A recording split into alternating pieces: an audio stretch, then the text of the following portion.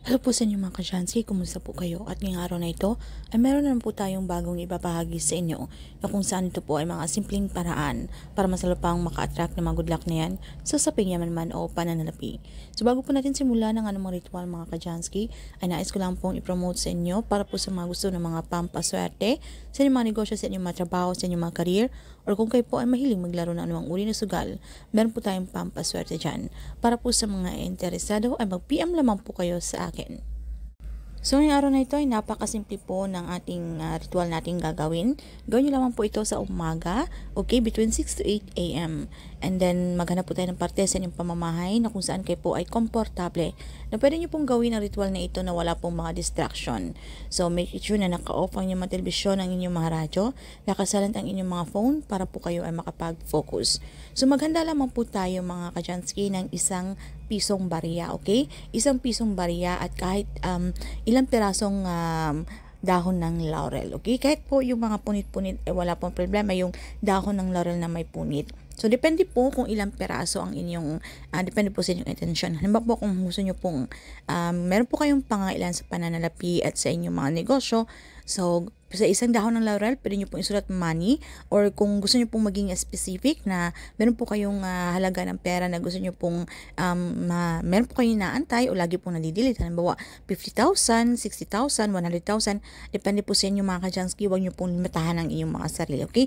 So, pwede nyo pong isulat directly yung amount ng pera sa isang dahon ng laurel at sa isang dahon ng laurel naman. So, kung gusto nyo pong isulat yung success, kung gusto nyo pong maging matagumpay sa inyong mga negosyo, okay? So, kung meron naman po kayong problema sa usaping pag-ibig, okay, dagdagan nyo po ng isang dahon ng laurel, isulat nyo po love, okay? So, depende po ng peraso ng dahon ng laurels, depende po sa inyong pangangailangan, okay? So, pagkatapos mga ka-Chansky, na isulatan nyo na po yan, ilagay nyo po yan sa isang bowl, okay? Ilagay nyo po yun, yung ating dahon ng laurel at yung ating pisong barya. So, tandaan nyo lamang bago po nyo po gamitin yung isang pisong barya, ay dapat inyo po muna itong linisin. Okay? Dahil marami pong mga negative energy yan. So, kahit kani-kaninong mga kamay yan na humahawak. So, ilagay nyo muna ito sa isang tubig na may asin, and then inyo po itong babaran. Okay? Kahit ilang minuto lamang para matanggal po ang mga negative energy. At pagkatapos, pwede nyo na po itong kunin at huwag nyo pong punasan. Hayaan nyo lamang po itong matuyo. Halimbawa, ipainit nyo po ito sa sikat ng araw or sa hangin, okay? And then kapag ready na, pwede nyo na po itong gamitin. So, dito po sa ating bowl, okay, na ilagay na po ang inyong dahon ng laurel at yung ating barya, meron na po tayong simpleng ritual at para po ma-activate ang energy, ay dasalan po natin ito. So, isang ama namin at isang sumasampalataya ako kung kayo po ay Katoliko. Pero kung iba naman po ang inyong relihiyon or kung hindi nyo po kabisado ang dasal na ito, ay pwede nyo pong sambitin ang inyong mga personal na dasal, okay? So, kahit ano po ay wala pong problema, basta ang importante, tayo po ay sincere taos puso kapag tayo po ay nakikipag-communicate kay universe. At sambitin nyo na po ang inyong mga intensyon mga ka-Chansky, yung inyong mga kahilingan. Okay? Kung bakit nyo po ginagawa ang ritual na ito. So, maging positibo, i-claim, i-affirm nyo na po sa inyong mga sarili ang mga swerteng darating na ito na ito po ay mangyayari. Sambitin nyo lang po yung ating mantra, thank you universe, now I'm ready to receive the blessings. So, pagkatapos ito mga ka-Chansky, ay pasikatan nyo muna ito sa sikat ng araw. Kahit mga 30 minuto mga ka-Chansky para mas lalo pang ma-activate ang energy.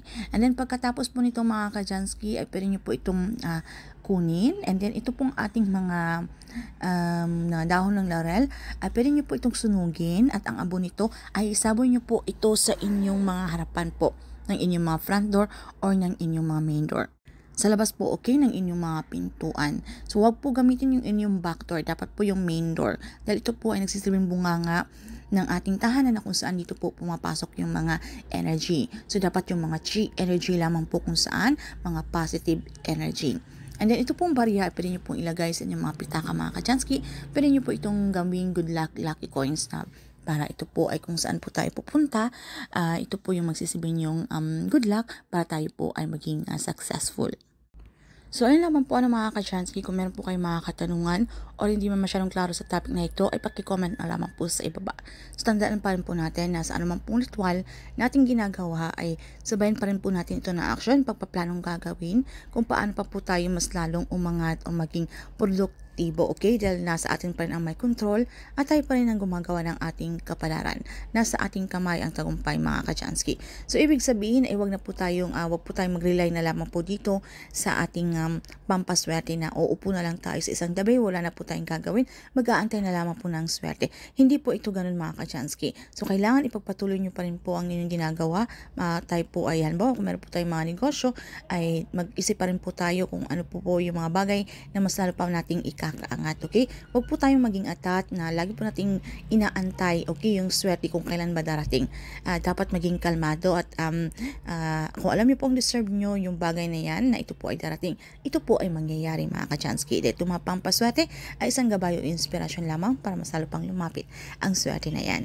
So ayun lamang po mga Kachansky, maraming salamat sa inyong walang sawang pagsuporta dito sa ating channel. So bago po tayo mamaalam ay pinapaalahanan ko lamang po na mag-ingat po kayo sa mga kumakalat na mga scammers dito sa ating comment section na kung saan na meron po silang sinesend ng mga link na huwag nyo pong i-click yan, mga Kachansky, dahil baka po ma-hack ang inyong account. At hindi po sa cloud ng Janice Christian Vlogs yan, okay? So, ayun lamang po at maraming salamat.